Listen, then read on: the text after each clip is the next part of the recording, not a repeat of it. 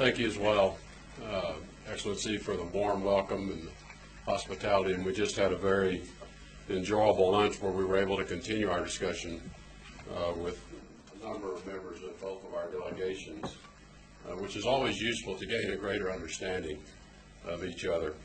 I also want to welcome both the local press and the foreign media as well to this event. And we do appreciate our partnership, and particularly at such a critical time for Ethiopia. I also look forward to my meeting later today with the Prime Minister. And I'm quite excited to be in Ethiopia. This is my first visit, and certainly this was an important place to start my trip as Secretary of State to the continent, in large measure because of the more than 100-year diplomatic relationship between Ethiopia and the United States. It's been an enduring relationship, as the Foreign Minister described it, an all-weather relationship that even when storm clouds gather, we remain friends and have always worked through challenges together. Also want to acknowledge again today, this being International Women's Day, and an opportunity to recognize and celebrate the social, economic, cultural, and political achievements of women across the world, and note the role of women in Ethiopia in promoting economic growth as well. It's quite evident the prominence that the women already occupy in government, but in economics as well, strengthening the rule of law, the important role they play in human rights, and building and strengthening a civil society that will thrive.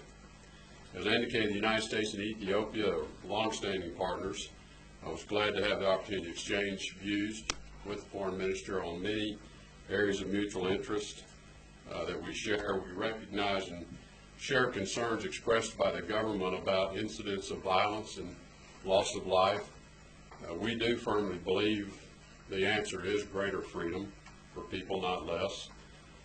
We recognize the transition that is underway in Ethiopia, the first ever voluntary transfer of power. And I view this as a very positive symbol of the strength of this very young democracy in Ethiopia, a peaceful transition of power.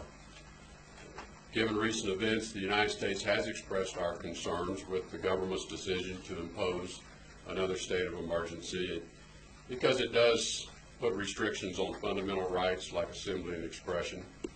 We also discussed in our exchange the importance of ensuring that security forces remain disciplined in maintaining law and order, preventing violence. They have a very difficult challenge on their hand. This tests their own discipline as well.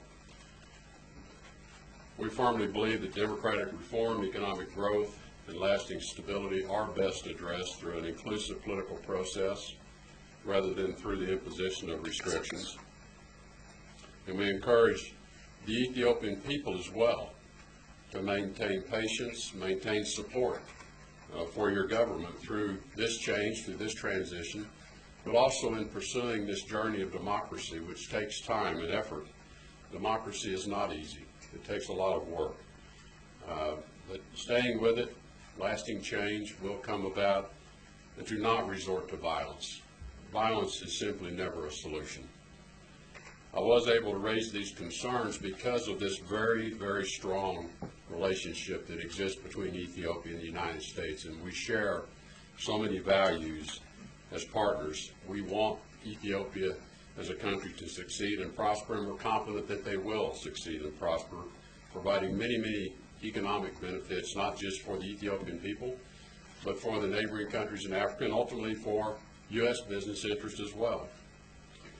We welcome the proactive steps that have already been taken with the release of thousands of prisoners, including journalists and political leaders, and we encourage additional concrete measures to allow greater political freedom of expression.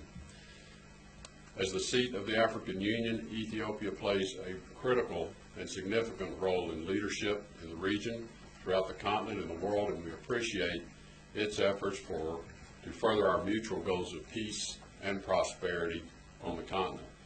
This is especially true of our shared security interest as the largest contributor. Ethiopia is the largest contributor to UN peacekeeping operations. They play a vital role in AMISOM in Somalia, as well as peacekeeping efforts in Sudan and South Sudan. We have shared treasure together in trying to advance the cause of peace, and we have shared blood together in this advancement of the cause of peace, and we acknowledge that.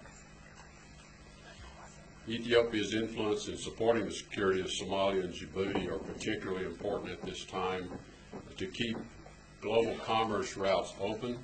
These routes through the Red Sea affect billions of people around the world in terms of their economic stability.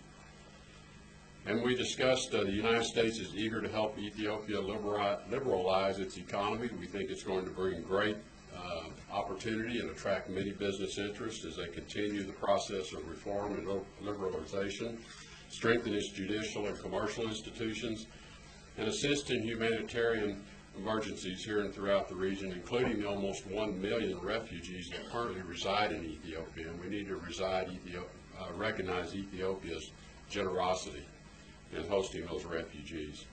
The United States is a long-term friend and partner of Ethiopia.